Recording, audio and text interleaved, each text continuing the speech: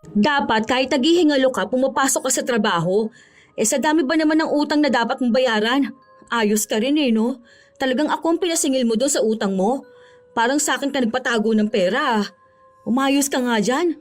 Kabago-bago ng tao sa trabaho, inutangan mo na kagad. Kaya pala lapit ka ng lapit sa kanya no? Duda talaga ako sa kabaitan na ipinapakita mo sa iba. Kapag alam mong mautangan mo, feeling close ka na. Hindi ka na naawa doon. Babayaran ko naman talaga siya. Wala lang akong extra ngayon. Wala ka talagang extra. Baon na baon ka sa utang no? Last na yon ha. Huwag mo kong ituturo kapag sisingilin ka. Wala kang perang ipinatago sa akin. Maawa ka dun sa bata. Kailangan niya rin ng pera. Minsan naman nipisan mo yung mukha mo. Social climber na squammy ang galawan mo. Mahirap magkaroon ng kaibigan na walang ibang ginawa kundi ang umutang ng pera. Ganun ang problema ni Sharon sa kaibigan niya. Walang ibang ginawa si Steph kundi sundin ang pagiging maluho niya na umaabot sa puntong kung kani-kanino na siya umuutang. Dahil doon, tatamasahin niya ang walang katapusang pagbabayad sa parusang maipapataw sa kanya. May pagbabago pa kayang mangyayari? O habang buhay na lang siyang magdurusa? Hoy, ano na naman yan? Ang mahal niya na. Saan ka na naman kumuha ng pera pambili mo niyan? Ang alam ko niyan, isang pares ng sandals sila doon. 8K ah. Syempre afford ko to, no? Reward ko naman sa sarili ko. Sobrang hardworking ko kayang tao. May trabaho ako. Kayang-kaya kong bumili nito.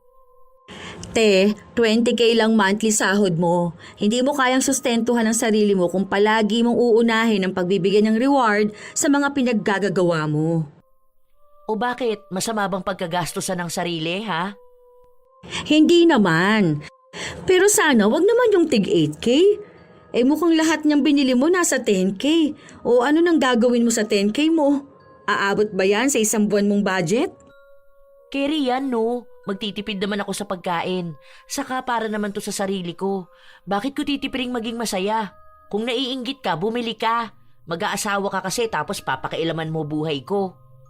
Sinasabihan lang kita dahil may naghihintay sa yung mga utang. Akala ko ba babayaran mo ko? Hoy, 3K yung hulog mo kamo dun sa utang mo sa akin ha. Oo nga, babayaran kita. Atat ka naman eh. Kapag bagong sahod, hindi dapat nagbabayad agad ng utang. Sabi nga nila, kapag bagong sahod ka, damahin mo muna. Unahin mong bumili nung para sa sarili mo. Saka ka magbayad ng utang at iba pa. Unahin ang sarili, meaning bumili ka ng sapat lang sa pera at budget mo. Hindi yung sobra-sobra na akala mo milyon ang sinasahod mo. Ay, tigilan mo ako dyan sa mga paniniwala mong ganyan ha. Basta, ganun na rin yun. Ito na nga, ang dami mong sinasabi. 2K na muna bayad ko sa'yo ha. Maghuhulog ako ng iPhone ko bukas eh. Ganon ang pamumuhay ni Steph. Laging kailangan na makikita ng ibang tao na nakaaangat siya sa buhay. Mula sa mga gamit niya, pananamit at mga kinakain niya, dapat ay makikitang mayaman siya. Kahit na ang totoo, baon na siya sa utang. Ang daming nang aaway sa kanya para lang makabayad siya. At ang isa sa may pinakamarami siyang utang ay sa kaibigan niyang si Sharon. Si Sharon ang totoong galing sa mayamang pamilya. Nagkakilala sila dahil sa trabaho. Pero kung titingnan, walang mamahaling gamit si Sharon. Nakatago lang lahat halos sa bahay niya. Maging ang mga alahas na regalo sa kanya ng asawa niya. Dahil para kay Sharon, hindi naman na niya kailangan pang ipamukha sa ibang tao kung anong buhay ang meron siya. Magkaiba sila ng paniniwala ng kaibigan. Isang araw, lumapit na naman si Steph sa kaibigan. Sige na, kahit 1K lang. Nag-aaya kasi sina Jim na mag-bar kami mamaya eh. Wala akong pera dito. 200 lang to, pamasahe ko pa uwi. Bayaran kita sa sahod. Wala ka naman palang pera. Sana sinabi mo na lang sa kanila. Pwede ka namang magpalusot na may gagawin ka sa bahay mo eh. Kung nahihiya ka na malaman nila na wala kang pera, di ba? Dali na, ang dami mong pera eh. Itong sahod mo dito, iyo lang talaga lahat. Tapos nag-work ka lang kasi bored ka sa bahay nyo. Ako, nag-work ako para buhayin ng sarili ko. Yun na nga. Sarili mo na lang ang bubuhayin mo tapos lagi ka pang kinakapos sa pera. Huwag ka kasing gumastos kung hindi mo naman kailangan. Kailangan ko nga. Ano, kailangan mo magpakitang gilas? Yung mga yan, mayayaman yan sila. Mga magulang ng mga yan may negosyo, no? O ayan si Jim, ang dami niyang negosyo sa labas. May investment pa yan. Kaya sila okay magliwaliw sa buhay. Okay, magtapon ng pera. Kasi barya lang yan sa kanila ikaw. Ikaw ang dapat mag-isip kasi sobra-sobra ang gastos mo sa sahod mo. Umuutang lang naman ako ng 1K, sinisermonan mo na ako. Baka ayaw mo na ako maging masaya, no? Nai-stress nga ako kasi na-reject yung proposal ko. Ang sama ng loob ko kaya kasi yung bonus doon ang inaasahan ko. Kaso wala Kaya gusto ko sana magpakasaya. Kaso ikaw naman tong ayaw ako makitang masaya. Para sa halagang 1K na barya lang din naman sa'yo. Hindi ko naman sinabi na... Hindi, gano'n na rin yun. Siguro dahil mahirap lang ako kaya ayun. Hindi ko pwedeng maranasan man lang yung nararanasan nyo. Sa bataas ang pangarap ko Sabi nga nila, kaya gusto ko maranasan tong ganito kasi ito yung gusto ni Lord na buhay para sa akin. Yung maging mayaman ako.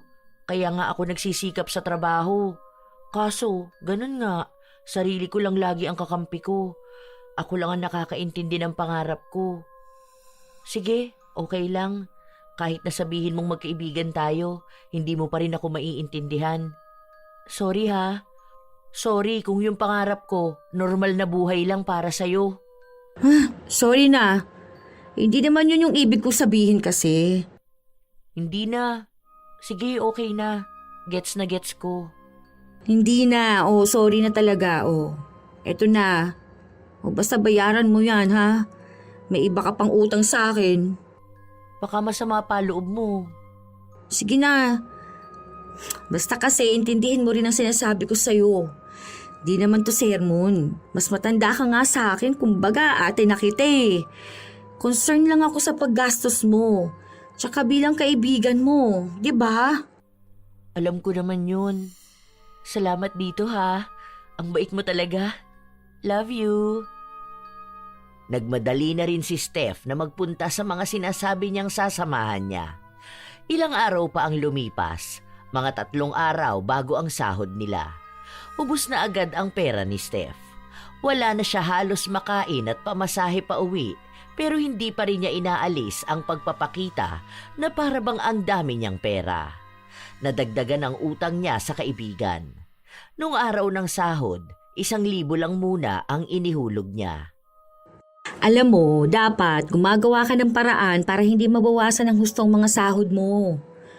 Iayon mo na kasi ang lifestyle mo sa sahod mo. Wala namang masama kung mag-asam ka ng buhay mayaman pero yung tama naman. Ngayon lang talaga to. Kasi nga, huhulugan ko yung G-loan ko tsaka S-pay later. Tapos, next sahod, hulugan mo naman sa home credit tapos sa credit card mo. O tapos nun, bago ka maghulog, bibili ka na naman ng luho mo? Sa katataas naman na yung sahod ko next month, di ba? Tataas ng 2,000. 20K lang sahod mo monthly. Pero hinuhulugan mo utang, lagpas ng 22K monthly. Hindi naman, OA ka naman. Magkano ba babayaran mo sa G-loan? 80K yung na-loan mo doon, di ba? Oo, pero nahuhulugan ko naman yun minsan, no? Sa kahulugan nga, di ba? Meaning mas maliit yung monthly ko. Pero tagang-taga naman sa interest. Yung credit card mo nga 3 months bago mo hulugan. Tapos yung sa phone mo pa. Live for the moment nga, sabi nila. Kaya kung gusto ko, bibiling ko. Kasi deserve ko naman yun.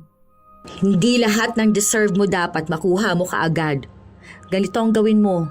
Kung may gusto kang isang bagay, palipasin mo muna ng halos 1 linggo. Tapos balikan mo. Kapag gusto at kailangan mo pa rin, o edi sige, bilihin mo. Pero yung bibilihin mo lang dahil nakita mong meron nun yung iba, hindi na yun deserve mo lang.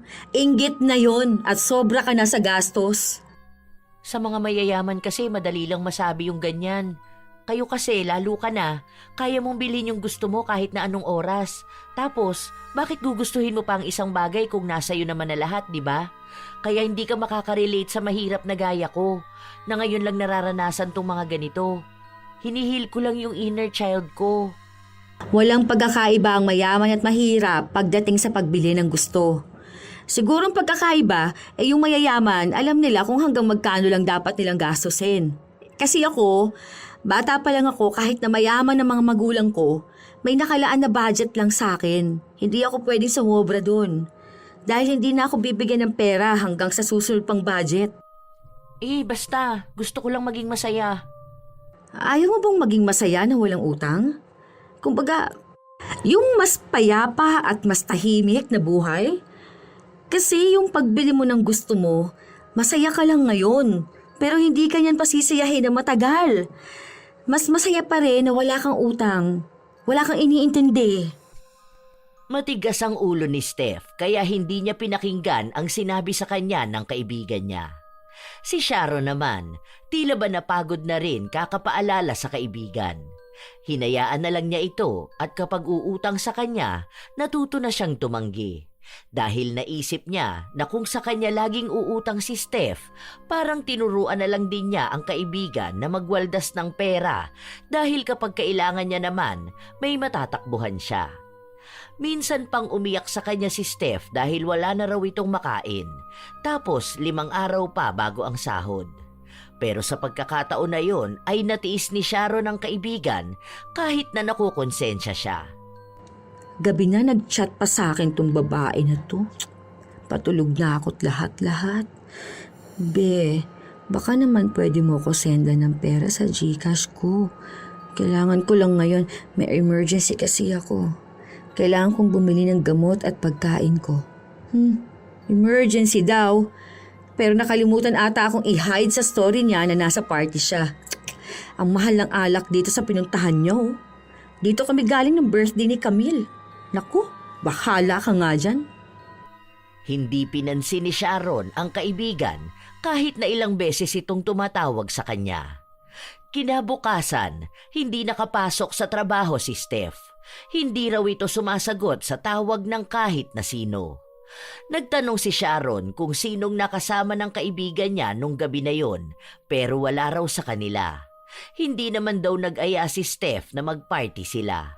Saka may kanya-kanya raw silang lakad. Nag-aalala si Sharon pero hindi naman niya mapuntahan ang kaibigan dahil marami siyang trabaho. Kinabukasan, pumasok si Steph. Wala naman itong sakit at mukhang masaya naman sa buhay. Bakit wala ka kahapon?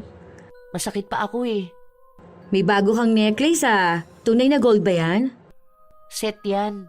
Ito pa oh, may ring at earrings. Pero totoo nga yan? Hoy, anong tingin mo sa akin? Mukha bang nagsusuot ako ng peking gold? Malamang tunay to, no? Nangangate ko kapag peke ang sinusuot ko. 24K to. Saan ka naman kumuha ng pera? Feeling ko nasa 150K set yan ah. 180K to. Pero hulugan naman to. Ang bigat nito oh. 10 grams ata tong sa necklace. Nasa 7K or 8K per gram nito. Nagdagdag ka pa talaga ng hulugan mo? Investment to, no? Hindi lang naman to basta luho. Alam mo naman siguro na every year tumataas ang value ng gold, di ba? Kayo rin namang mayayaman nag-i-invest kayo sa gold. Oo, pero hindi yung ganyang klase. Kapag mag-invest ka ng gold, piliin mo yung plain lang. Huwag kang kukuha ng may mga bato-bato. Kasi kapag ibinenta mo yan, hindi naman kasama yung diamond na yan eh. Pwera na lang kung high grade at may certificate ng diamond mo. Mababa ang appraisal niyan. Binili mo yan ng 100K ngayon. Kapag pina-appraise mo yan, pwede pa yan bumaba. Tsaka ang pag-invest niyan long term. Hindi yung binili mo ngayon tapos ibibenta mo next year. Masyadong mahal yan para sa 180K tapos hulugan pa. Malamang yan. Hinulugan mo yan ng 1 to 2 years. O tapos gagamitin mo ngayon. May chance na masira pa yan. O di mas lalong bababa ang value niyan? Hindi ko maintindihan ang sinasabi mo. Basta gusto ko to. Saka bagay naman sa akin ah. Hindi ko rin naman to agad ibebenta, no? May certificate ka niyan? Wala. Ano yun? Pina-appraisal mo na ba yan? Hindi. Hindi ko alam yung mga yan. Huwag mo na kaya guluhin ang utak ko. Basta investment to. Hindi pwedeng basta lang investment. Paano mo na siguradong tunay yan? Mukha bang peke? Mahirap na magtiwala sa nakikita lang, no? Dapat may patunay yan. Bumili ka lang basta-basta ng gold dahil gusto mo? Sabi nga sa akin, tunay naman to. Magkano down mo dyan? 50K. At saan ka naman kumuha ng 50K? Sa credit card ng pinsan ko, nangutang muna ako sa kanya, tapos huhulugan ko siya. Nanguha ka ng worth 180K na gold hulugan. Tapos nag-down ka ng 50K at ibinigay agad sa'yo yung gold. Kung ako yung legit na tindera ng gold, hindi ko ipagkakatiwala yung worth 180K na gold para sa down na 50K sa akin, no? What if takbuhan ako ng taong yun? What if hindi niya ako hulugan kasi nasa kanya na ang items? Saka mo lang yan makukuha kung bayad ka na. May tiwala lang siya sa akin. Walang ganon. Tsaka hulugan na 180K, magkano monthly niyan? Tapos may 50K ka rin huhulugan sa pinsan mo. Tapos yung 4K na hulog mo monthly sa cellphone mo. 10K sa rent mo sa condo. Utang mo pa sa akin, utang mo pa sa iba o credit card mo. Loan mo sa SpayLater, sa TikTok, Lazada, GCash, Maya, bukod pa dun sa ibang lending app pa. Tapos yung doon pa sa sinalihan mong paluwagan. Huy, buti nakakahinga ka pa. Kaya ko naman yung bayaran, no? Ano lang yan, paisa-isa lang muna sila. Hindi ganon. Dapat matuto kang pakialaman ng sarili mong finances. Hindi pwede na yung utang mo, maiiwan lang dyan kasi may panibago kang utang. Hindi ako magtataka kung sa susunod niyan makukulong ka na. Tumawa lang si Steph na para bang hindi niya sineseryoso ang mga sinasabi ng kanyang kaibigan. Ilang araw lang din ang lumipas, napansin na nilang nagbabago ang kulay ng alahas niya. Galit na galit noon si Steph pero hindi na niya makita kung nasaan na ba ang nagbenta sa kanya. Dahil doon, mas lalo siyang nabaon sa utang. Halos ayaw na niyang bayaran ng pinsan niya dahil sinasabi niyang naloko rin siya. Loko ka? Bakit naman hindi mo nababayaran yung utang mo? Hindi niya naman alam kung naloko ka ba o hindi Saka hindi naman siguro siya yung nagbenta sa'yo ng alahas, di ba? Hindi ko rin naman ginusto na maloko, no? Blina ko na nga siya eh. Ang kulit niya kasi, singil lang singil sa akin. Tapos walang ibang ginawa kundi magpaawa. Alam ko naman na breadwinner siya. Tapos yung pera na pinautang niya sa akin, galing din sa utang. Kaya niyang bayaran yon kahit minimum lang sahod niya. Wag na ako. Nai-stress na ako dun sa walang yan tindera na yun eh. Huwag ganon. Bayaran mo yung pinsan mo.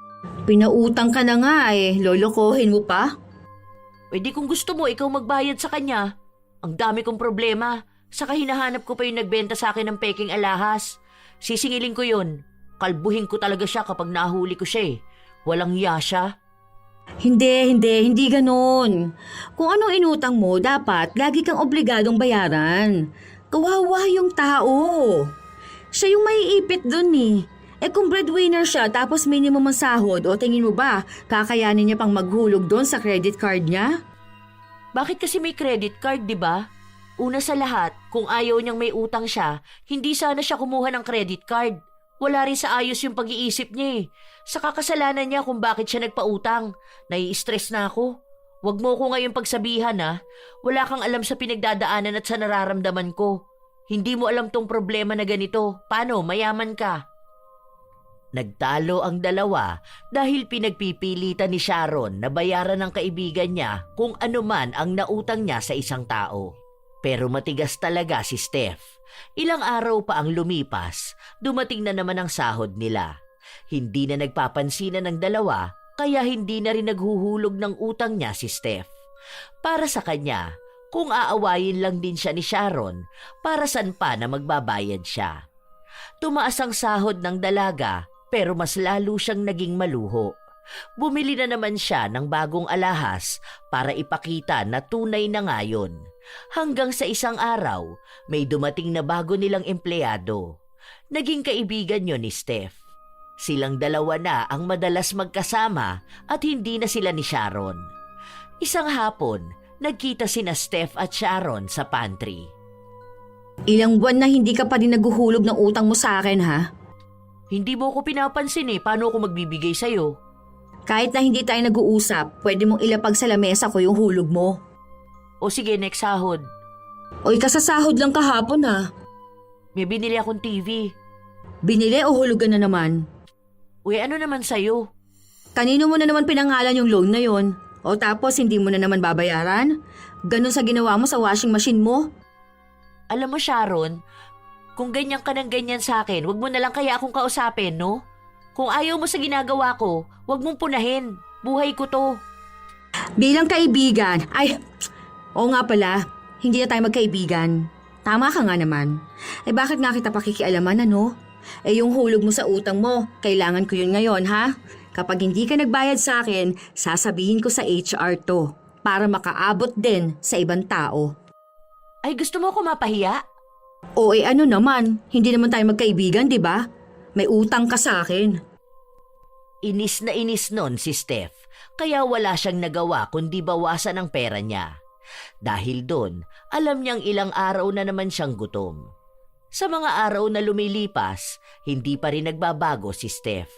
Nagiging mayabang pa siya sa opisina nila dahil nga sa pag-aasta niya na mayaman siya.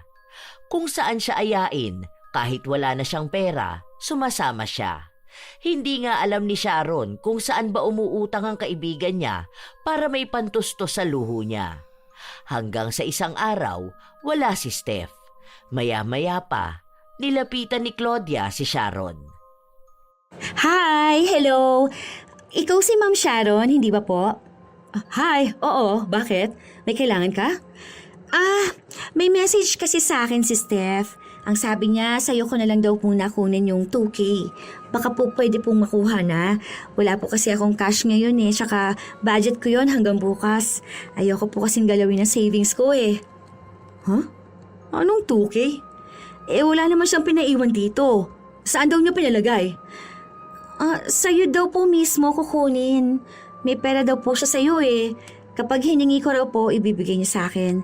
Alam mo na raw po yun. Ito nga po ayan po yung message niya sa akin. Wala po kasi akong pambili ng food ko ngayon Baka po pwede ko na po makuha. Ha? Wala nga siyang iniwan sa akin. Tsaka bakit may 2K ka sa kanya? Nangutang ba siya sa'yo? Opo, nung nakaraan pa po yun Kasi nawalan daw po siya ng wallet tapos ayun, pinahiram ko sa kanya yung pera ko. Pero sabi niya kasi pag uwi niya po sa bahay niya, magbabayad na siya. Kaso tapos na po yung sahod, wala pa siyang naibabayad sa akin. Nahihiya nga po akong maningil Ha? Dapat hindi mo yun pinapautang. 2K lang utang niya sa'yo? Hindi po. Meron pa. Nung bago po ako dito, nakisabay siyang mag-order sa akin ng pagkain. Naka-connect kasi sa GCash ko yung Grab ko kaya bayad na nung dumating. Sabi niya nakalimutan niya akong bayaran. Nasa 700 ata po yung pagkain niya nun Tapos may kape pa pala, nasa 300 din po yun. Tapos ito po, na 2K cash. Nahihiya na akong maningil pero sabi niya sa'yo ko na lang daw po kunin Nahihiya nga po ako lumapit sa inyo Sa susunod, huwag mong pauutangin yung babae na yun ha. Wala sanang balak si Sharon na maglabas ng pera pero nahihiya naman siya kay Claudia. Lalo na't kailangan din talaga ng dalaga ng pera. Kaya nung uwian na, sinadya ni Sharon ang kaibigan sa bahay nito. Galit na galit siya dahil kabago-bago lang nung katrabaho nila, inutangan na agad ni Steph. Bakit hindi ka na naman pumasok? Ang sakit ng ulo ko Dapat kahit naghihingalo ka, pumapasok ka sa trabaho. Sa dami ba naman ng utang na dapat mong bayaran Ayos ka rin Talagang ako ang pinasingil mo dun sa utang mo. Parang sa akin ka nagpatago ng pera. Umayos ka nga dyan. Kabago-bago nung tao sa trabaho, inutangan mo na agad. Kaya pala lapit ka na lapit sa kanya no? Duda talaga ako sa kabaitan na ipinapakita mo sa iba Kapag alam mong mauutangan mo, feeling close ka na. Di ka na naawa dun? Babayaran ko naman talaga siya. Wala lang akong extra ngayon. Wala ka talagang extra. Baon na baon ka sa utang Last na yon ha. Huwag mo kong ituturo kapag sisingilin ka. Wala kang perang pinatago sa akin. Maawa ka dun sa bata. Kailangan niya rin ng pera. Minsan naman, nipisan mo yung mukha mo. Social climber na squammy ang galawan mo. Grabe ka naman magsalita sa akin. Wala naman yung asawa saka solo lang siya sa buhay. O parehas lang kayo, di ba? Siguro siya marunong mag-budget. May savings. Ikaw ang tanda-tanda mo na palautang ka pa rin. Feeling social ka kahit naghihikaws ka na sa buhay. Ang sakit mo naman magsalita. Gusto ko lang naman maging masaya. Wala akong pakialam sa saya mo. Basta kailangan mo akong bayaran. Hindi yung ako pang nagbabayad ng utang mo. Ang kapal ng mukha mo. Hindi ka na nahiya. Alam mo, walang preno yung bibig mo. Hindi porkit may utang ako sa'yo, pwede mo na ako pagsalitaan ng ganyan. Para kang hindi kaibigan no? Feeling ko naman hindi mo ko tinuring na kaibigan Isipin mo yun. Parang lending company ang tingin mo sa akin. Hindi mo na nga ako binabayaran, pinapamukha mo pa sa lahat na may pera ka sa akin. Alam mo, pag nabayaran kita, hindi na kita kakausapin kahit na kailan.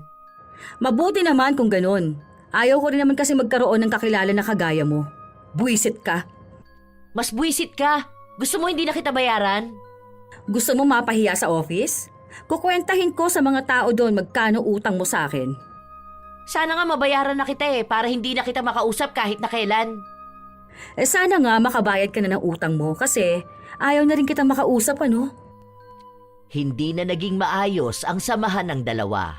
Wala na ring pakialam si Sharon kung may binibili si Steph na hindi naman niya kailangan. Basta ang gusto lang ni Sharon, mabayaran na siya. Dahil ayaw na rin naman niyang makausap ang dating kaibigan. Panay pa rin ang liwaliw ni Steph. Minsan pa, habang nagtitingin sa cellphone si Sharon, nakita niya ang bagong post ng dating kaibigan. Enjoying my life. Living my luxurious and happy life. Enjoy now. Problema sa utang later. May bago na namang bag at sandals. Tapos nasa galaan na naman. Ang gaganda ng mga post niya. Pero sa totoo lang, wala na tong makain Tsaka baon na sa utang. Ay, wala naman dapat akong pakialam sa kanya. Buhay niya yan Bahala na siya. Basta bayaran niya utang niya sa akin. Ilang araw pa ang lumipas, noong araw ng sahod nila, nagbigay sa kanya ng 2,000 si Steph. Walang usap-usap, tinanggap niya yon. Hindi na niya inalam kung may makakain pa ba ito dahil kahit naman walang makain si Steph, nakakagawa pa rin ito ng paraan para magpakita ng yaman sa iba. Gusto kasi niyang kainggitan siya ng mga kakilala niya. Yung mga dati niyang kaklase, mga kamag-anak nila na hindi alam ang galawan niya at hindi alam kung gaano kalaki ang utang niya. Nung nasa loob ng banyo si Sharon, narinig niya ang usapan ng 2 babae sa labas. Pamilyar sa kanya ang boses. Oo nga te, excited na rin ako. Maganda dun sa Thailand Nakapunta na ako doon ilang beses na Oh, mura lang daw dun di ba? Magkano ba pocket money? Hindi kasi ako pwedeng sumobre, nag-iipon din kasi ako. Alam mo, bata ka pa, huwag mo sayangin ang buhay mo sa puro na lang pag-iipon. Hanggat bata ka pa, mag-travel ka. O ano na lang kinukwento mo kung lagi ka lang nagtatrabaho, di ba? Yun nga ang sabi sa akin. Pwede din naman ako mag-travel. Huwag lang talaga lalagpas sa budget ko. Ayoko naman na puro lang ako enjoy tapos walang ipon, di ba? Gusto ko yung balance lang. 20K lang budget niyan, 7 days sa Thailand, okay na. Labas pa yung sa ticket doon at hotel Mag-ipon ka na. Sige te, first time ko lang din lalabas ng bansa Hindi ko alam paano mag-book ng ganyan. Ako na bahala sa'yo, huwag kang mag-alala. Natigilan mag-usap ang dalawa nung lumabas si Sharon. Nakatingin lang sa kanya si Steph, pero hindi niya ito pinansin. Wala na rin naman siyang pakialam sa gustong gawin ng dating kaibigan. Gagastos na naman ito para makalabas ng bansa, pero hindi niya alam kung saan kukuha ng pera si Steph. Lumipas ang ilan pang mga buwan, paunti-unting nagbabayad si Steph, pero wala pa rin siya sa kalahati ng nautang niya. Hanggang sa isang araw, nagpaalam si Steph na hindi siya makakapasok dahil may problema sa bahay nila. Dahil nga walang pakialam si Sharon, hindi na niya inalam kung totoo ba yon o hindi. Isang hapon, matapos na magtimpla ng kape si Sharon, naabutan niyang nakaabang sa kanya si Claudia. Inisip niyang baka may utang na naman si Steph na hindi binabayaran. Bakit? Ano meron? Walang perang pinatago sa akin si Steph. Tsaka may utang sa akin yun. Hindi po, ma'am. O ano pala? Nahack daw po kasi ang account ni Ate Steph. May problema po ako eh.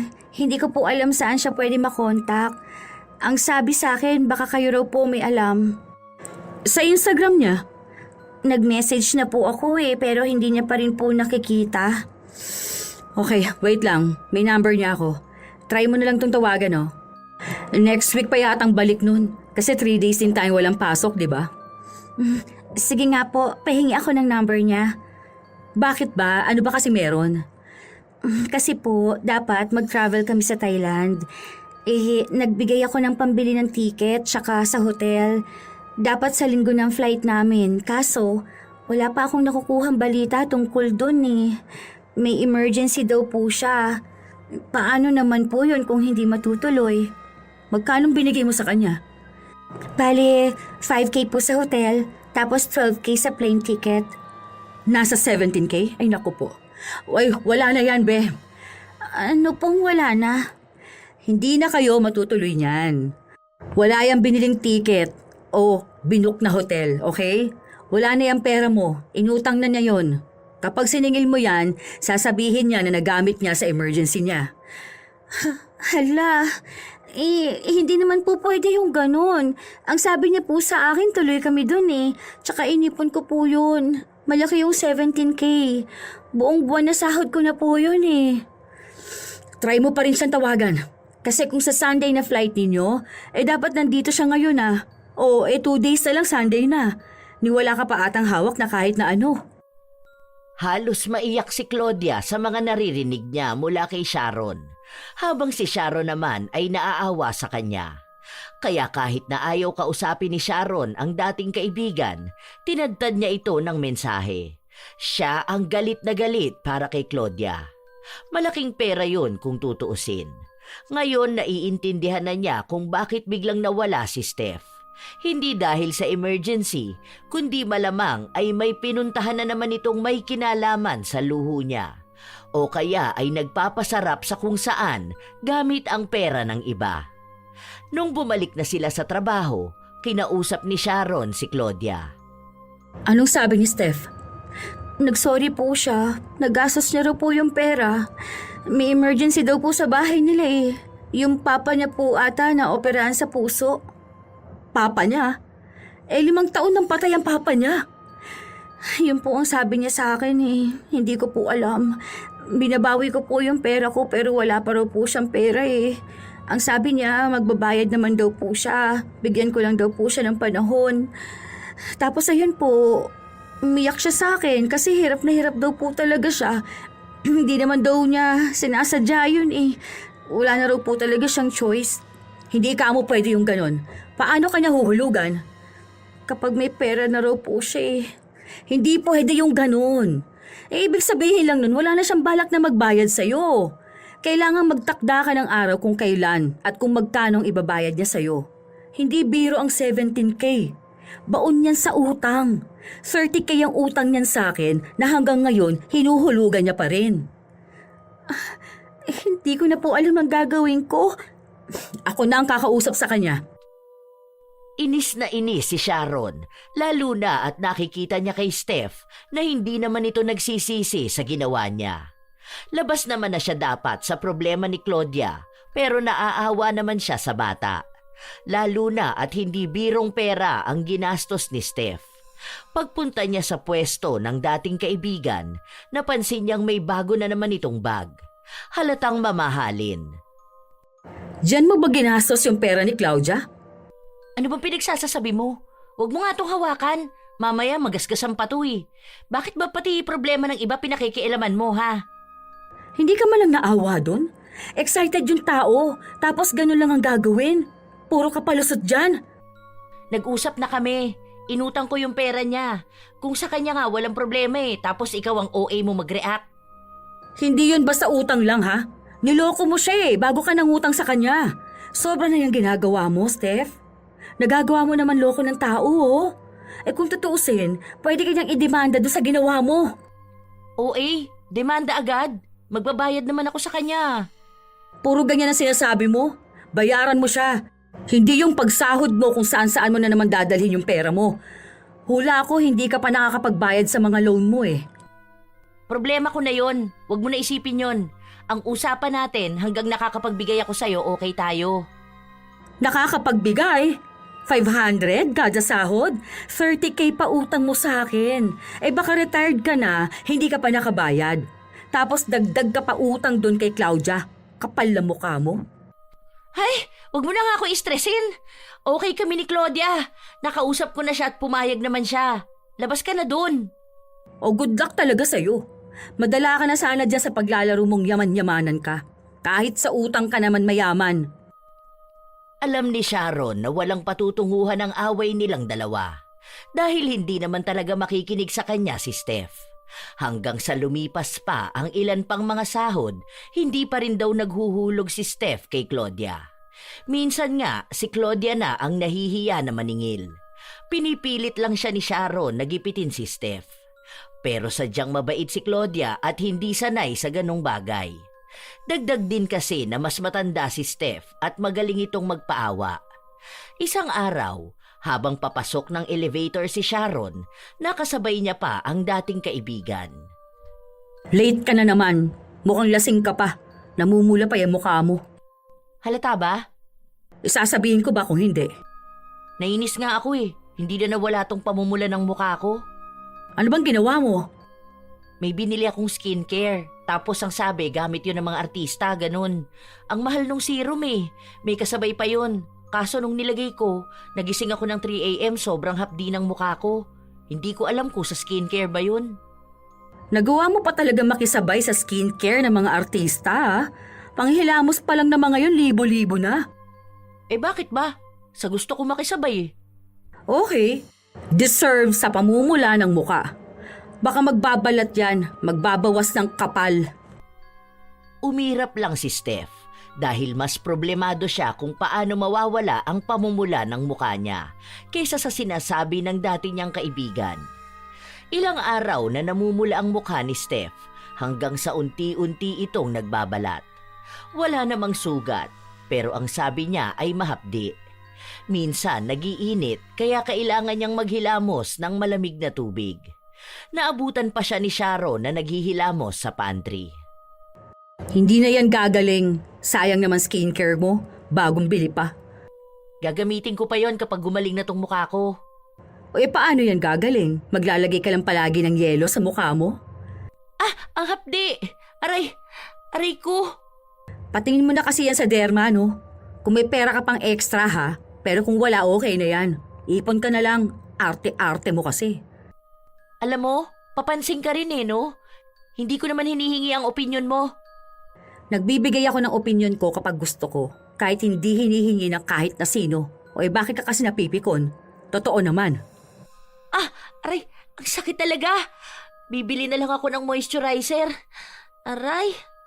Petroleum jelly lang yan, no? Yak! Ano yan, pang paa? Kita mo na ang arte mo? Mukhang mamahaling moisturizer pa ata ang bet mo, ah. Uy, ano naman sa'yo? Kung kaya ko naman bumili. Aw! Aray! Humahapdi na, umiinit pa. Aray ko naman. Aray ko. May alam ako mabisang pantanggal niyan. Nipisan mo ng kaunti yung mukha mo tapos magbayad ka ng utang. Tapos wag ka na umasta na mayaman. Kumbaga, yung sakto lang sa buhay mo. Yan kasi yung sinasabi ko sa'yo. Hindi ka nag-iipon. O di wala kang emergency funds, hindi ba? Kaya hindi ka makapunta sa doktor eh. O ngayon, kapag binenta mo yung mga pinagbibili mo na mahal, feeling ko kalahati lang ng presyo pahirapan pang may bumili. Yan kasing hirap sa'yo eh. Mas inuna mo yung maganda ka sa mata pero masakit sa bulsa. Makapagkape na nga lang, hindi mo rin namang gustong marinig yung mga sinasabi ko. Sa mga araw na lumipas, walang ibang maririnig kay Steph kundi ang pagdaing niya sa mukha niya. Namamalat, namumula, humahapdi at nag-iinit. Hindi niya alam kung kailan ba gagaling at ano ba ang dahilan kung bakit ganon. Sinubukan niya na ring magpatingin sa doktor pero lahat ng paraan para gumaling siya, kinakailangan ng malaking pera. Wala na siyang mautangan dahil lahat ng kakilala niya ay may utang pa rin siya. Kaya sinubukan niya ulit lumapit kay Sharon. Wala akong may papahiram sa'yo. Hindi ka na nga naghuhulog ng utang sa akin eh. Magbabayad naman talaga ako eh. Kapag gumaling ako, promise, uunti-untiin ko na yung paghuhulog ko sa inyo. Ngayon ko naiisip na dapat nga magbago na ako. Ngayon ko nakikita na ang dami ko palang maling nagawa. Lalo na hindi ako nagbabayad ng utang. Sus! Nasasabi mo lang yan ngayon dahil gusto mong pautangin kita.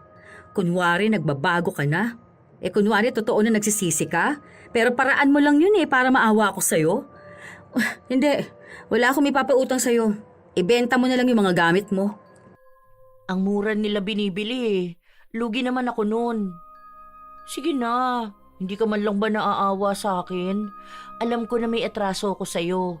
May utang ako sa'yo, saka lagi tayong nag-aaway. Pero gano'n naman talaga kapag magkaibigan, di ba? Kasi alam ko na concerned ka sa akin. Tapos ako naman, ang tigas ng ulo ko. Pero hindi naman ibig sabihin na nag-aaway tayo o nagtatalo tayong dalawa. Hindi na tayo magkaibigan, di ba? Kasi ako, aaminin ko na ang tigas talaga ng ulo ko at ang kapal ng mukha ko. Pero sana naman, maintindihan mo na kailangan ko ng tulong mo. O tapos kapag gumaling ka, babalik ka na naman sa gawain mo? Hindi na nga. Kagabi nga nililista ko na yung mga utang ko eh. Gusto ko ng unti-untiing bayaran yun. Sige na, maawa ka naman sa akin. Promise ko sa'yo, kapag gumaling ako, hindi na ako mangungutang. Sure ka dyan, ha? Oo nga, promise. Nag-aalangan man si Sharon na maglabas ng pera, ginawa niya pa rin. Binigyan niya ng isa pang pagkakataon si Steph para magbago. Pinautang niya ito kahit na may utang pa sa kanya. 3 araw hindi pumasok si Steph at ang paalam niya ay magpapagaling siya ng mukha. Hanggang sa isang hapon, nakasalubong ni Sharon si Claudia. Alam niyo po ba kung nasaan ngayon si Ate Steph? Nasa bahay niya, nagpapagaling, di ba? Bakit? Nangutang ba ulit sa'yo? Nangungutang po siya pero hindi ko po pinautang. Hindi niya pa naman po nababayaran yung utang niya sa akin eh. Kahit po hulog, hindi niya pa rin nagagawa eh. Ang sabi niya, sisimulan na raw niya maghulog. Basta gumaling yung mukha niya. Kaya nga nasa ospital daw siya kahapon eh, tapos ngayon nasa bahay niya. Hindi raw pwedeng maalikabukan, kaya hindi siya nakapasok. Hindi naman po yun totoo. Nasa Boracay po siya ngayon oh. Ito yung post niya dun sa dummy account niya. Bago lang yan kasi namumula pa yung mukha niya. Ha? Patingin nga ako. Ayun po. Kaya hindi siya nagpapagaling sa bahay niya. Ang walang hiya talaga. Umutang sa akin para magpagamot, tapos ginamit lang panggala. Hindi na po yan magbabago. Ang dami na niyang pagsisinungaling na ginagawa.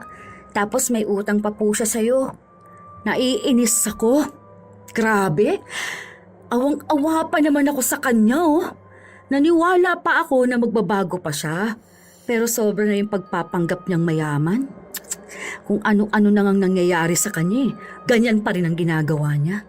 Paano pa niya ako mababayaran yan? Paano pa po niya tayo mababayaran? Nakaka-stress po siya kasama. Kapag iniisip ko po yung pera ko po na hindi niya pa binibigay, sumasama po talaga ang loob ko eh. Ang sarap kulamin, no? Hayaan niyo po. Meron naman sigurong gumawa niyan sa kanya. Ang alin? Pinakulam siya? Opo, meron na yan. Sa dami ba naman po ng tinatarantado niya eh. Siguro naman po may gumaganti na sa kanya. Kaya po, hayaan na lang nating damahin niya yung parusa niya. Sana nga. Kung ganyan ba namang ugali. Naiinis ako. Tanga ko rin naman kasi. Nagpaawa lang sa akin, pinautang ko naman ulit. Hindi na yan makakaulit talaga. Bayaran niya talaga ako. Walang ibang bukang bibig si Sharon kundi ang inis niya kay Steph. Hindi niya akalain na nagbigay siya ng pagkakataon sa isang tao na sagad na ang pagiging sinungaling at palautang. Ang akala niya kasi ay may pag-asa pa si Steph na baka nga sa mga nangyayari sa kanya napaisip na itong oras na para magbago. Pero hindi pa pala. Sadyang hindi kayang iwan ng kaibigan kung ano ba ang nakasanayan na niyang mali rin naman. Lumipas ang araw, bumalik sa trabaho si Steph pero buong katawan na niya ang namumula. Hindi sinabi ni Sharon na alam niya ang ginawa nito. Tignan mo, mali ata yung ginawa ng doktor sa akin, no? Pinapabalik nga ako sa susunod na linggo, kaya yung sahod ko dito lang talaga mapupunta. Hoy, maghulog ka sa akin ha. Saka na, di ba ang usapan natin kapag gumaling na ako? Kailangan ko ng pera. Nagpapaayos kami ng tindahan. Kailangan ko magbigay sa asawa ko ng ambag ko. Maghulog ka sa akin. Paano naman ako nito? Kailangan tuloy-tuloy yung pagpapagamot ko. Mukha lang ang may problema sa'yo pero bakit parang may sunburn ka? Yun nga rin ang pinagtataka ko eh. Kaya nga babalik ako sa doktor. Kasi hindi nga umayos tong mukha ko. Tapos nagkaganito pa yung sa katawan ko, di ba? Hirap na hirap kaya ako. Hindi ako makalabas ng bahay. Tapos nagugutom ako doon. Hanggang ngayon nga wala pa rin akong kain. Sinimot ko na lang yung bigas ko tapos toyo at mantika na lang yung kinain ko. Wala kaya akong baon ngayon. Kahit magkano wala ako as in. Pamasahe na lang to pa uwi. 3 araw pa bago ang sahod. Hindi ko na alam kung makakasurvive ako. Kaya mo yan? Hindi ko nga alam kung kaya ko ba. Hindi ko alam bakit ako pinaparusahan ng ganito. Imposible naman na hindi mo alam kung bakit. Isipin mo kung anong pinaggagawa mong mali. Baka masagot mo yung tanong mo. Kasi hindi pwedeng mangyari yan sa'yo ng basta lang eh. Ibig sabihin yan, may ginagawa kang dapat na itigil mo na. Paglalagay ng skincare? Ewan ko. Ikaw na lang makakaalam yan. Sarili mo yan eh. Buhay mo yan. Ay, aray, eto na naman. Humahapdi na naman. Hindi lang mukha ko, pati buong katawan ko na rin. Aray ko po. Ilang araw ang lumipas, maging katawan ni Steph ay nagbabalat na rin. Samot-sari na ang nararamdaman niyang sakit. Hindi na siya makapagtrabaho ng maayos, pero ayaw niyang tumigil. Lalo pat wala siyang ibang inaasahan kung mawawalan siya ng trabaho. Kaya kahit na hirap siya, sinubukan niya pa ring magtrabaho. Napupuna na siya ng mga nakakataas sa kanya, pero napapakiusapan niyang huwag siyang tanggalin. Sa dami ng luho na ginagawa niya, kulang ang huling sahod niya para tustusan ang sarili. Madalas siyang nasa banyo, binabasa ang katawan para hindi manakit ang balat. Pero kahit na anong gawin niya, kusa talaga siyang napapahiyaw sa sakit. Alam mo, kung ako sa'yo, mag-resign ka na. Mag-resign? Saan naman ako mag-a-apply? Aray! Buisit naman oh! Ito na naman! Aw! Aray ko po! Paabot nga ako ng tubig! Aw! Ang hapdi! Aray! Aray ko! Kung nagpapadoktor ka talaga, alam mo kung bakit ganyan yung katawan mo. Pero mukhang yung pera na inutang mo sa akin, hindi mo naman ginamit para magpagamot. Aray! Ano bang sinasabi mo? Huwag ka na magsinungaling. Alam ko na nagburakay ka. Yung perang inutang mo sa akin, pinanggala mo lang. Kaya siguro ganyan din nangyari sa katawan mo. Hindi ka na ba talaga magbabago? Aray! Ano ba? Ano bang sinasabi mo? Ang hapdi talaga! Aray ko! Ang init ng balat ko! Aray! Aray! Anong gagawin ko? Hindi ko na maramdaman ang balat ko. Aray, sobrang sakit, Sharon! Aray! Magpaalam ka nang umuwi kung hindi mo na kaya. Wala rin naman akong maitutulong sa'yo eh. Hindi ko naman alam kung anong nangyayari sa'yo. Aray! Pautangin mo muna ako ng pamasahe pa uwi. Saka pangkain ko. Hindi ako makakainom ng gamot kung walang laman ng tiyan ko eh. Aray ko! Wala na talaga akong pangkain. Maawa ka naman sa akin. Aw! Wala akong may papautang sa'yo. Pasensya ka na. Hindi na ako maglalabas ng pera kahit na anong pagpapaawa mong gawin sa akin. Ha? Malay ko ba kung totoong nasasaktan ka ngayon? Baka dinadahilan mo na nga lang yan para may maawa sa'yo at magpautang sa'yo. Nako, wag na ako. Kaya ka nagsasabi ng ganyan sa akin kasi baka may pupuntahan ka na namang party mamayang gabi. Bahala ka dyan sa buhay mo, no? Aray! Ahaw! Ang init! Aray! Totoo! Aray! Ang hapdi talaga! Hindi ako nagbibiro! Hindi to panloloko! Totoong masakit! Aray ko po! Ang sakit talaga! Aray! Hindi pinansin ni Sharon ang kaibigan. Pinabayaan niya itong maghihiyaw sa sakit. Hindi na naniniwala si Sharon dahil pwede ngang umaarte lang ang kaibigan niyang nasasaktan nito. Kahit na ang totoo, balak na naman siyang maisahan at utuin para lang magpautang. Alam na alam kasi ni Steph ang kahinaan niya. Sa oras na maawa ito sa kanya, maglalabas na naman siya ng pera. Pero hindi na sa pagkakataon na yun. Hindi pwedeng palagi na lang siyang nagmumukhang tanga at utu-uto. Kaya totoo man o hindi ang sakit ni Steph, pababayaan na niya ito. Isang araw, hindi nakapasok si Steph sa trabaho.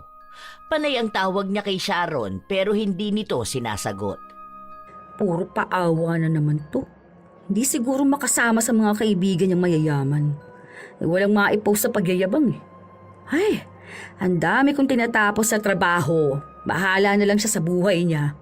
Total, ginusto niya naman niya yan Naniwala na ako sa kanya noon. Magpapaloko pa ba ako sa kanya ngayon? Pwes, magtiis ka dyan, no? Huwag mo akong kulitin. Hindi kita pa uutangin. Restrict muna kita. Ayan. Kulit mo, Nung bumalik na sa trabaho si Steph, kapansin-pansin na may nag-iiba sa kanya. Ganun pa rin ang pamumula ng katawan at mukha niya, pero tila ba lagi siyang pagod at parang walang enerhiya. Nangungutang pa rin siya sa kaibigan niya o sa kung sino sa mga katrabaho niya, pero walang nakikinig sa kanya. Walang naaawa, dahil nabalitaan na rin nila ang ginawa ni Steph kay Claudia.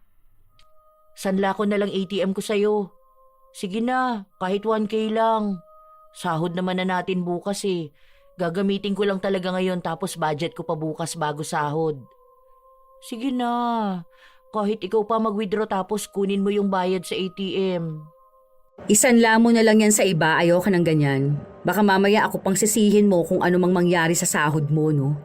Mamaya ipablock mo pa yan sa bangko Wala rin ako mapapala. Gagawin mo lang akong mukhang tanga. Ilang araw na akong laging naglalakad papasok at pauwi. Wala talaga akong pera kahit magkano. Maawa ka naman sa akin, Hirap na talaga ako Tulungan mo naman ako, sige na. Alam mo naman na ikaw lang yung malalapitan ko. Maawa ka naman sa akin. Kahit anong pagpapaawa mo sa akin, hindi na ako magpapautang. Hindi mo na nga ako makukonsensya. Niloko mo na nga ako, di ba? Niloko mo na kaming mga pinagkakautangan mo. Ang tigas kasi ng ulo mo. Tingnan mo, sahod bukas ano na naman ang gagawin mo sa sahod mo? Malamang bibili ka na naman ng bagong bag. Kasi reward mo yun sa sarili mo, di ba? Yun naman lagi mo sinasabi. Hindi na talaga. Totoo na talaga natitipirin ko na yung sahod ko. Bayaran ng rent ko, tapos huhulugan ko na yung ibang pinagkakautangan ko. Pati na rin si Claudia huhulugan ko. Pangako talaga, totoo na tong sinasabi ko sa'yo. Tignan ko na lang kung totoo yan. Pero ngayon, wala talaga akong ipapahiram sa'yo. Kilala na kita. Alam ko nang hindi ka magbabago. Gagawin mo lang din yung matagal mong ginagawa. Yung kapag nakahawak ka na ng sahod mo, uunahin mo na yung luho mo. Para magmukha kang mayaman. Para ramdam mo kung paano maging mayaman. Kaya, sorry, totoo man ang sinasabi mo o hindi, ayoko magpautang. Iniyakan na ni Steph ang kaibigan pero hindi pa rin siya pinautang ni Sharon. Nadala na ito sa ilang beses niyang panloloko kaya hindi na ito naniniwala sa mga salitang sinasabi niya. Nung uwian na sila, nadaanan pa ni Sharon na naglalakad nga lang pauwi si Steph. Pero pinabayaan niya na lang ito. Kinabukasan, pawis na pawis pumasok sa trabaho si Steph. Kapag ganun pa naman, mas lalong nananakit at humahapdi ang balat niya. Dumiretso pa siya sa pantry para kumuha ng malamig na tubig. Naabutan niya ron si Sharon na nagtitimpla ng kape. Ah! Grabe, sobrang hapdi! Aray ko! Aray! Bakit ba ganito to kasakit? Ang hapdi! Sobra! Ah! Hindi na tumatalab tong malamig na tubig. Ang hirap. Aray ko. Aray. Ano ba kasing ginawa mo? Sobrang pulang-pula ka oh. Namumula ka naman na talaga, pero mas namumula ka ngayon. Pagod na pagod ka ba? Kasi simula pa lang ng araw. Pagod siguro, tapos pawis na pawis ako kaya ang hapdi ng balat ko. Ang layo ba naman ang nilakad ko eh. 30 minutes ata yung inabot ko sa paglalakad para makapasok ng opisina. Ay, aray. Ang usok din sa labas. Kaya ganito nangyayari sa balat ko. Grabe, ang hirap ng ganito. Naiiyak na ako. O sahod na mamaya, hindi mo na kailangan magpaawa sa akin. Hindi mo na ako madadala sa mga ganyan mo. Alam ko na script mo, no? Paulit-ulit lang din naman yung sasabihin mo. Hindi naman ako nagsisinungaling eh. 3 araw na ako naglalakad papasok at pauwi dahil wala talaga akong pera. 20 pesos na lang pera ko kanina tapos binili ko ng kakanin dun sa labas para may pagkain ako mamaya. Okay, sige. Kwento mo naman yan eh. Aray! Ow! Ang hapdi talaga. Kailan ba kasi gagaling tong sakit ko na to? Aray! Ah! Baka kapag nagbago ka at totoong nagpatingin ka sa doktor, hindi yung kunwari nasa ospital ka, yun pala nasa bakasyon ka. Kunwari yung pera mo ginamit mo para gumaling ka, yun pala ginamit mo sa luho mo. Mahirap yan. Parurusahan ka talaga, paulit-ulit. Inalisan na lang ni Sharon ang kaibigang naiiyak na sa sobrang sakit ng balat. Nung sumahod na sila, nagulat si Sharon noong kusang naghulog sa kanya si Steph. Wala nang usap-usap. Nagbigay ito ng pera sa kanya para mabawasan ang utang niya. Nagtaka si Sharon pero tinanggap niya ang pera. Nung kinahapunan, nagkasabay pang pumunta ng banyo sina Sharon at Claudia. Nagkaroon pa ng pag-uusap ang dalawa. Ano, naghulog na ba si Steph? Sahod na. Hingian mo na. Kahit na anong sabihin niya, walang matitira sa pera niya. Singilin mo pa rin. Bibili lang yun ng bagong bag para mabawasan na yung utang niya tapos maibalik na yung perang nakuha sa'yo. Hindi pwede yung palagi na lang next time. Naghulog na po siya. Gulat nga ako kanina nagbigay siya sa akin ng 2K. Oh, talaga ba? I-chat ko pa lang po sana siya mamaya pero siya na yung kusang nag-abot sa akin. Baka po naisip niya bigla na dapat na talaga siyang maghulog. Akala ko nga po, kinalimutan na niya yung utang niya sa akin kayo po ba? Binayaran na po ba niya kayo? Naghulog nga rin siya sa akin Galing Hindi na siya kailangang pilitin. Dati kapag sahod, kailangan ko pa siyang tanungin kung anong oras siya magbabayad sa akin Kasi naniniwala yun na kapag bagong sahod, dapat hindi agad nagbabayad ng utang. Dapat ginagastos muna sa sarili. Kaya nga lagi yung may bagong gamit Pero ngayon, inuna yung utang. Baka nagbabago na siya kahit papano. Pero ewan ko rin po Kasi siya lang naman nakakaalam nun sa sarili niya kung nagbabago na ba talaga siya o baka humahanap na naman siya ng pabor. Baka nga. Wala na kasi siyang malapitan Hindi na rin siya makautang sa akin. Pero at least, nakita niya kung anong mali niya sa pagtakbo sa mga pinagkakautangan niya. Depende na lang kung totoo ngang nagbabago na siya. Pwede kasi na ngayon lang muna para makuha ulit ang loob natin pero mag-iingat na lang din ako sa pagpapautang sa kanya, no? Tingnan ko na lang din kung magbabago nga siya, yung totoong pagbabago. Hindi na alam ni Sharon kung ano pa bang ginagawa ng kaibigan niya. Wala naman siyang nakikitang bagong gamit na binibili nito. Wala rin siyang nakikitang mga post na nagpupunta kung saan-saan. Buong buwan hindi niya narinig si Steph na nanghihiram sa kanya ng pera. Dati kasi, lalo na kapag malapit na ang sahod, kinukulit na siya ni Steph. Lalo na at wala na itong natitirang pera. Nakakapanibago yon para kay Sharon, pero hinahayaan na lang niya. Kusa namang lalapit sa kanya ang kaibigan kapag kailangan nito ng tulong. Kaya nung isang araw na nagkasabay silang lumabas ng opisina, hindi niya napigilan na kausapin ito. Nag-book ka na ba? Hindi, magji-jeep lang ako. Doon sa kabila yung sakayan. May dumadaan na jeep doon sa kondo? Bababa ka na lang kapag malapit na. Tapos lakad na lang? Lumipat na ako. Nangungupahan na lang ako ng kwarto ngayon. Mas mura kasi yun eh. 2K kasama na tubig at kuryente. May kasama ako sa kwarto kaya hati kami. Yun nga, tig 2K kami. Okay naman yung kasama ko. Pero night shift naman siya so parang lumalabas na hindi kami masyadong nagkikita sa paupahan. Kailan ka pa lumipat? Di ko ata alam yun Nung nakaraan lang, nung day off natin, konti lang naman gamit ko kaya madali lang ako nakalipat. Bakit lumipat ka? Akala ko ba sabi mo gusto mo na dun sa kondo? Ang mahal kaya ng rent, no? Tapos mag-isa lang naman ako. Kalahati ng sahod ko yung rent ko. Hindi ko na kaya pagkasyahin yung natitira kong sahod. Hindi katulad yan kung 2K, di ba? Tapos mag-grocery ako. Sarili ko lang naman ang bubuhayin ko eh. Kaya na yung 2K siguro buong kinsenas. Tapos jeep, 13 pesos lang. Kaysa lagi ako mag-book ng motor pa uwi. 95 pesos din yun. Kwentahin mo yun isang buwan. Ang laki na nun araw-araw pa. Totoo ba? Mukha bang joke? Kaya nga nakakapaghulog na ako sa'yo sa kay Claudia eh. Tapos yung sa ibang utang ko inuunti-unti ko rin. Nahuhulugan ko naman kaya okay na yun. Medyo nakakabawi naman ako. Mahigpit lang talaga sa budget. Walang mamahaling gamit, walang pampaimpress sa mga tao. Walang gala-gala. Saka na yun ulit kapag may ipon na ako. Nag-iipon din kasi ako eh. Dahil nga magpapatingin ako nitong sa balat ko. Alam mo, gabi-gabi talaga ako hirap na hirap. Hindi kasi pwedeng masanggi sa kumot. Kasi parang nababalatan ako. Ganon siya ka-sensitive. Hindi ko rin mahawakan kasi ang sakit talaga. Oo, tama yun. Magpa-check up ka para alam mo kung ano bang nangyayari sa'yo. Ay, buti naman natuto ka mag-ipon.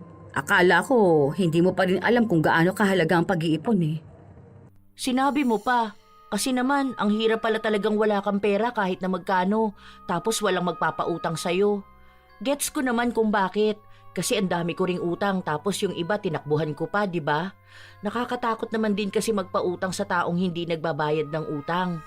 Basta yung napagdaanan ko nung mga nakaraan, namulat talaga sa akin na dapat may pera ako. May ipon ako. Hindi pwedeng yung puro lang ako pasarap sa buhay.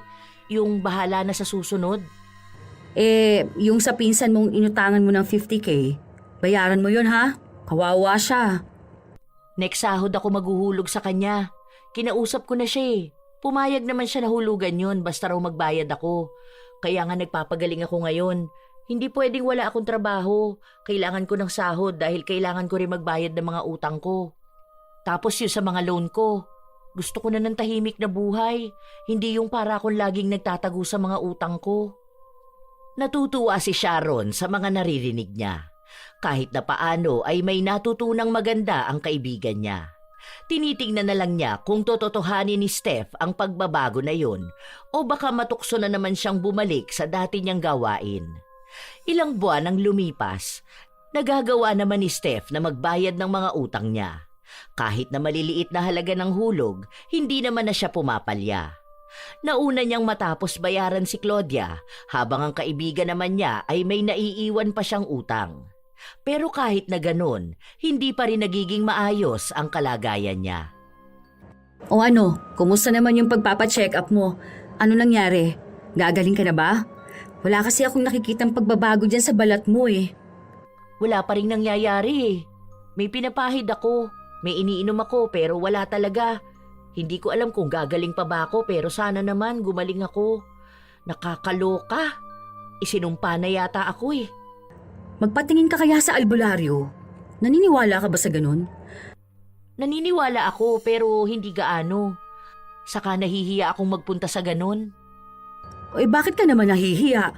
Hindi mo naman ipapaalam sa ibang tao kung anong ginawa mo, di ba? pwede ka namang magpatingin sa albularyo nang hindi pinangangalandakan sa lahat na nagpunta ka doon.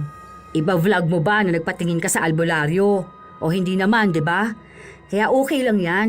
Karamihan ng Pilipino naniniwala sa albularyo, no? Saka ano namang makikita niya sa akin? Ano, may engkanto na nagkakagusto sa akin? Hindi naman ako albularyo, kaya hindi ko alam. Try mo lang naman. Wala namang mawawala kung susubukan mo, di ba? Mag-iisang taon ng ganyan ang balat mo eh. Hirap na hirap ka na dyan, oh. Kapag naririnig ko nasasaktan ka, feeling ko pati ako nasasaktan eh. Try mo lang naman. Malay mo, nanuno ka pala, di ba? Kung saan-saan ka rin kasi nagpupunti. Sa day off, hahanap ako ng albularyo. Wala akong kilala rito eh. Alam ka naman magpunta pa ako sa Quiapo, di ba? Ang layo naman nun. Saka hindi ako marunong sa commute. Ayoko rin masyado maglalabas kung sakali man. Madikit lang ako sa tao, ang sakit na ng balat ko. Meron siguro yan. Magtatanong lang din ako sa tita ko, ha? Baka may kakilala siya. Yun kasi, mahilig yun sa mga ganyan eh. Parang lahat ata na nangyayari sa kanya. Pinupunta niya sa albularyo eh. Sabihan na lang kita. Tawagan ko yun mamaya. Alam ko meron namang albularyo na nagpupunta mismo sa bahay mo eh. Totoo naman siguro yung kilala ng tita ko. Naalala ko kasi nun yung pinsan ko. Ano siya, nagkaroon ng butlig-butlig yung buong katawan niya. Tapos, ano raw nangyari? Gumaling naman ba? Oo, gumaling naman siya. Parang nakabati ata siya o nakasagi ng nuno. Ewan ko, hindi ko na maalala eh.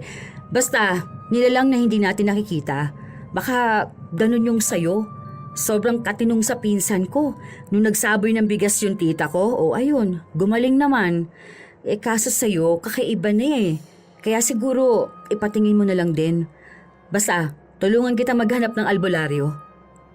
Salamat. Oo nga pala, yung hulog ko sa'yo bukas ko na lang bigay ha. Hindi pa ako nakakapag-withdraw eh. Or bank transfer ko na lang ba? Send mo na lang sa akin number mo. Sige, okay lang sa akin kahit hanggang bukas. Basta hulugan mo ko ha. Oo naman, huhulugan kita. Konti na lang utang ko sa'yo, di ba? Okay na ako doon sa G-loan ko. Yung sa Maya ko rin patapos na. Yung sa iba naman, medyo malayo-layo pa. Yung sa credit card mo. Nagbigay sila nung parang installment plan. Basta mababa lang babayaran ko monthly. Pagtapos nun, ipatatanggal ko na credit card ko. Ang hirap na matukso eh. Uy, sige na, uuwi na ako. Pila pa naman sa jeep, baka matagalan pa ako. Ingat ka rin sa pag-uwi ah. Unti-unti na ngang nakikita na nagbabago na si Steph at natututo na siyang magbayad. Tinulungan din naman siya ni Sharon na maghanap ng albularyong gagamot sa kanya. Doon nila nalaman na nakulam si Steph. Malaki raw ang atraso niya sa taong yun, kaya malakas din ang naging kulam sa kanya. Nung matapos nang makipag-usap si Steph sa albularyo, nakipagkita siya sa kaibigan. Tinanong mo naman kung anong pwedeng gawin para gumaling ka. Meron kasi yung parang kada Webes ganitong gagawin mo o tuwing 6:00 ng gabi. Mga ganun ba? Ay ano bang sabi sa'yo? Oorasyonan ata ako, tapos mag-aalay kami ng kung ano-ano. Ganon. Totoo kaya yun? Nagpunta ka doon tapos hindi ka pala naniniwala. Di ba, sabi nila kapag ganyan dapat maniwala ka. Kasi kinokontra mo lang din yung gagamot sa'yo. Ang weird lang kasi. Ganun talaga. Pero kung gusto mong gumaling, maniwala ka. Hindi ka naman kamo napapagaling ng doktor, hindi ba? Wala namang masama kung maniniwala ka. Baka yan lang talaga yung paraan para mawala yung pamamaga o anumang nangyayari dyan sa katawan mo. Kung gusto mong gumaling, malamang paniniwalaan mong lahat. Parang himala lang, ganun. Bigla ako napaisip. Ganun ba talaga ako kasama para ipakulam? Kung totoo man? Ang hirap kasi. Talagang grabe yung pagpapahirap na pinadama sa akin. Halos 1 taon akong ganito. Lagi ako naiiyak dahil sa sakit. Tapos minsan pinagchichismisan pa ako ng mga nakakakita sa akin. Para namang hindi makatarungan, di ba? Okay, ganito yan. Hindi ko alam kung anong nagawa mo dun sa kumulam sa'yo pero sa totoo lang, kung hindi mo naman yan naranasan, tingin mo magbabago ka ba? Hindi naman, di ba? Nararanasan mo na nga yan, hindi ka pa nagbabago eh. Sabihin na natin ha, na masama naman talaga yung pagpapakulam sa kapwa. Pero kung may mabigat siyang dahilan. Ikaw kasi, sa totoo lang, manloloko ka eh. Sinungaling, palautang. Hindi mo pwedeng sabihin na ganun ka na kasi mali yung ugali na ganun. Tiwala din ng taong nasisira mo. Kaya mali siya sa paglapit sa mangkukulam at mali ka rin sa pag-uugali na meron ka. Ang gusto ko lang naman kasi noon maranasan ang pakiramdam ng mayayaman. Alam mo yung pormado ka palagi? Yung ang ganda ng suot mo, mamahalin yung bag mo, tapos kapag nakikita ka nila, parang angat ka sa kanila. Ganon. Gusto ko kasing maging mayaman talaga eh. Sinabi ko rin sa'yo noon na walang mali na gustuhin mong maging mayaman. Ang mali doon, yung pilitin mong sarili mong maging mayaman, kahit hindi naman kaya ng budget mo. Magiging mayaman ka kung kaya mong i-handle yung pera mo, yung maayos. Hindi yung mas mayaman ka sa utang. Nanloloko ka ng tao, nandadamay ka sa problema mo, tapos hindi mo inaamin, gina-justify mo yung mali mo, sa halip na harapin na mali talaga yun. Hindi ko sinasabi na huwag kang mag-travel, na huwag kang bumili ng para sa'yo. Pwede mong gawin yun, pero nang hindi tumatakbo at umaasa sa utang mo. Yun yung dapat mong malaman. Dapat isipin mo yung pagpapakulam sa'yo, parang daan na rin yun para magbago ka. Kasi kung tinutuloy-tuloy mo yung ganyan mong palautang ka, nanloloko at puro kayabang, baka sa kulungan ng bagsak mo. Mas nakakahiya naman yun. Sira ang buhay mo. Sa bagay, tama ka naman. Hindi ko lang matanggap pero kung hindi nga naman ako nahirapan, hindi ko pa hahalagahan na magkaroon ng savings. Baka hanggang ngayon hindi pa rin ako bayad sa inyo. Sana kung sino mang gumawa nito sa akin, mapatawad niya ako. Kaya, sorry sa iyo ha. Ikaw yung pinaka-stressed sa akin. Nagsorry na rin ako kay Claudia kasi nga doon sa panloloko ko sa kanya. Hindi niya ako kinakausap ngayon eh, pero gets ko naman siya kung bakit. Hindi ko rin naman pinipilit na patawarin ako ng mga taong naloko ko. Baka nga isa sa kanilang nagpakulam sa akin. Grabe rin kasi yung stress nila sa akin eh. Ang mahalaga, wag mo na lang uulitin. Hindi na talaga no. Iniisip ko pa lang na mararanasan ko ulit yung ganito. Naku, ayoko na talaga. Sobrang hirap. Gusto ko na magbago. Tumatanda na ako eh. Hindi pwedeng ganito lang ang buhay ko. Puro pagyayabang, pero sa totoo naman walang maiyayabang. Yun na ang simula ng tuluyang pagbabago ni Steph. Hanggang ngayon, nagpapagaling pa rin siya. Tinulungan na siya ng albularyo. May mga ritual at mga alay pa siyang ginagawa, pero kahit na paano ay nakikita niya na may nagbabago na sa kalagayan niya. Hindi na ganon kasensitibo ang balat niya. Hindi na rin humahapdi pero namumula pa rin. Kailangan niya lang magpagaling pa ng ilan pang buwan bago siya tuluyang bumalik sa normal. Kasabay na rin ng pagpapagaling niya ay ang paghingi niya ng tawad sa mga taong nadamay sa pagiging palautang niya.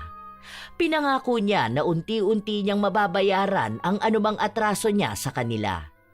Hindi na sila nagkikibuan ni Claudia. Pero ang mahalaga na lang sa kanya ay bayad na siya sa utang niya rito. Minsan, kinakapos siya sa buhay, pero nagagawa na niya ng paraan na hindi siya nangungutang. Bumalik na ang pagiging magkasundo nila ni Sharon at kapag parang bumabalik siya sa dati niyang ugali, inaantabayanan siya nito at pinapaalala ang pagbabago na ipinangako niya. May mga tao talaga na hindi makaiwas sa pangungutang. Umaabot pa sa puntong nanloloko sila ng tao. Ginagamit ang pera para sa luho at hindi iniisip ang kinabukasan para mag-ipon. Para sa kanila, mas mahalaga ang pagpapakitang masaya at marangya sa harap ng iba kaysa sa katahimikan ng buhay na walang utang. Sinasanay nila ang sarili na umasa sa pagpapaawa sa iba. Pero kapag singilan na, ang daming palusot at minsan parang sila pa ang biktima. Kapag napagsabihan, galit. At kapag pinatawad, uulit lang ulit. Ang hindi nila alam, sa ganong gawain inuubos lang nila ang mga taong handa sanang tumulong sa kanila kung tunay na nangangailangan sila ng tulong. Hindi naman masama ang mangutang, lalo kung may malinaw na dahilan at tunay ang pangangailangan. pero hindi sa paggamit sa luho at kalayawan. Tandaan na hindi nakakahiya ang simpleng pamumuhay dahil mas nakakahiya ang marangyang porma na galing sa utang. Kayo ba mga apo, may kakilala ba kayong maporma pero puro utang? Mahilig magpaawa pero galit na kapag sisingilin. Ibahagi nyo na yan sa amin at maging ang inyong opinyon sa ating bagong kwento. Naway nakapaghatid ito ng magandang aral para sa lahat. Shout out sa ilan sa mga masusugid na tagapakinig ng mga istorya ni Lola Telang.